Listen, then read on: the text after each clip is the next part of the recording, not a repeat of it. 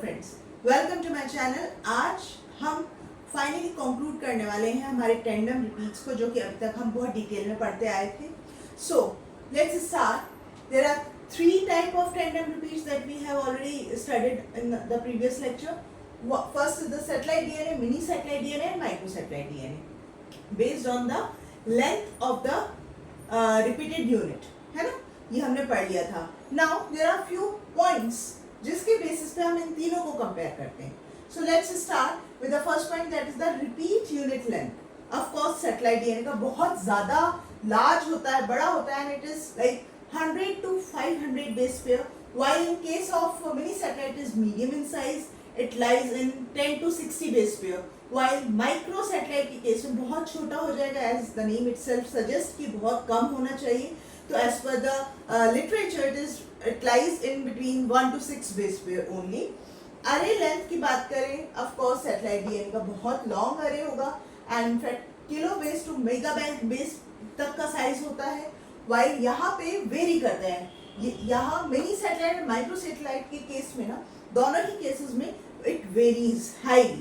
यहाँ पे usually 100 to 1000, जबकि यहाँ कुछ एक से कुछ 100 तक ही होता है. लोकेशन की बात करें तो commonly the satellite found in heterochromatin and centromeric region में, while mini satellite in telomeric and subtelomeric, while ये micro satellite जो है कई अलग अलग जगह पे ये बहुत ज़्यादा widely spread होता है throughout the genome. कोई प्रिसाइजली हम एक फिक्स नहीं कर सकते, ये पूरे जीनोम में कहीं भी पाया जा सकता है.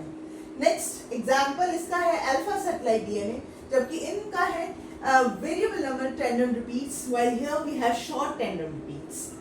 वेरिएशन बहुत कम होती है, यहाँ बहुत ज़्यादा नहीं, because they are very large, and तो वहाँ पे वेरिएशन बहुत ज़्यादा नहीं देखने को मिलता.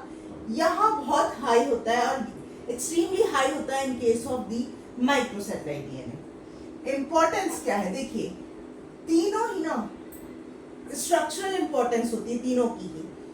यहाँ chromosome and centromeric function similarly here in mini satellite DNA, but in case of the microsatellite DNA we have genetic mapping and they are important for the genetic mapping and linkage analysis. So this is the comparison among the three categories of the tandem repeat.